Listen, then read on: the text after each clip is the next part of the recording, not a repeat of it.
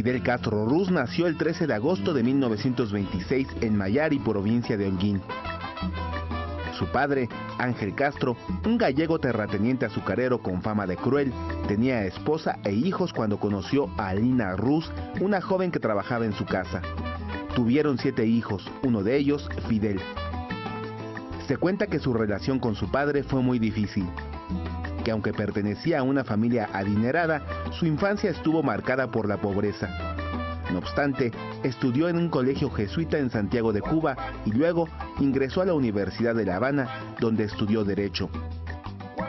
Como estudiante universitario, se reunía con compañeros para discutir sobre política y la situación del continente, cuestionar la presencia de Estados Unidos en los gobiernos latinoamericanos y criticar los modelos dictatoriales y el parlamentarismo burgués. En Cuba, Pío Socarrás estaba en el poder. Es la época en la que Fidel suspende su formación académica y viaja a Santo Domingo.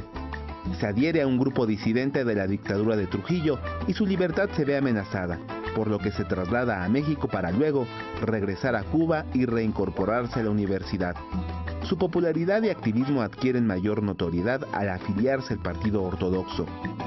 En marzo de 1952, Fulgencio Batista sube al gobierno tras un golpe de Estado. Castro estudiaba a Lenin. En la universidad se gestaba un movimiento en contra de Batista. Las manifestaciones estudiantiles eran reprimidas con dureza. Castro organizó un grupo opositor al nuevo régimen. Cada vez su fama se extendía y su liderazgo crecía. Fidel creía en las acciones radicales como solución, por lo que organizó entrenamientos en el manejo de armas. Pensaba que una juventud sin ligaduras a los gobiernos anteriores y con pensamientos renovadores haría el cambio. Malogrado, el asalto al cuartel Moncada en Santiago de Cuba, el 26 de julio de 1952, significó su primer gran acción. Al consumarse la revolución, la fecha se convirtió en festejo nacional. Quienes lo conocieron entonces lo han descrito como un hombre inteligente, un orador convincente y un motivador nato. Al poco tiempo, Fidel fue detenido. El descontento social salvó su vida. En octubre de 1953 fue juzgado. Asume su defensa y pronuncia un discurso apoteósico que concluyó con la frase: "Condenadme, no importa, la historia me absolverá". En 1956, tras 22 meses en prisión, en México organiza la guerrilla con ayuda de exiliados españoles. Muchos se suman a su causa. Por esas fechas, su padre muere. Fidel no puede despedirse. 3 años antes lo vio por última vez. En diciembre de ese año, acompañado por 82 jóvenes, entre ellos Ernesto Che Guevara, Fidel Castro desembarca del Granma, cerca de la Sierra Maestra. El 8 de enero de 1959 entró triunfante en La Habana. El resto es historia. Ahí nació el mito y el personaje controvertido, idealizado y amado por muchos, odiado por otros. Durante el régimen de Fidel Castro en Cuba, en varias ocasiones se le dio por muerto. Sus enemigos se multiplicaron. Incluso una de sus hermanas, Juana, radicada en Miami, se convirtió en una de sus más importantes enemigas. En aquella ciudad de la Florida, se gestaron movimientos para derrocarlo, todos frustrados.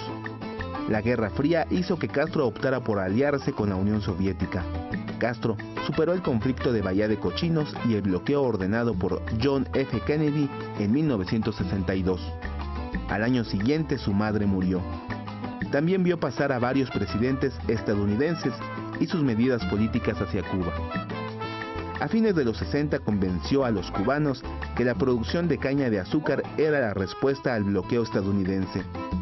Apoyó las guerras en Angola y Etiopía, además de brindar apoyo en algunos movimientos revolucionarios en Latinoamérica. Respaldó a Salvador Allende.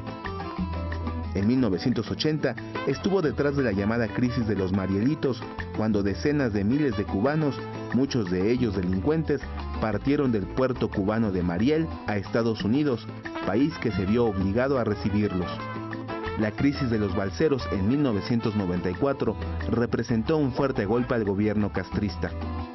Una de sus grandes victorias sobre Estados Unidos se dio en 2000, cuando logró que el niño balsero Elian González se quedara en Cuba con su padre luego del intento de su madre de llevarlo a Miami.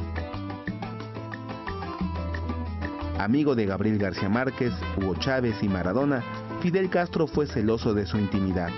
En 1948 se casó con Mirta Díaz Balart. Fidel es el único hijo reconocido legalmente. Al parecer, la amistad de la familia de Mirta con Batista causó su divorcio en 1954. Aunque se casó una sola vez, se cuenta que hubo otras mujeres. Con Natividad Revuelta, quien le salvó la vida, tuvo una hija, Alina Fernández Revuelta. Fidel nunca la reconoció.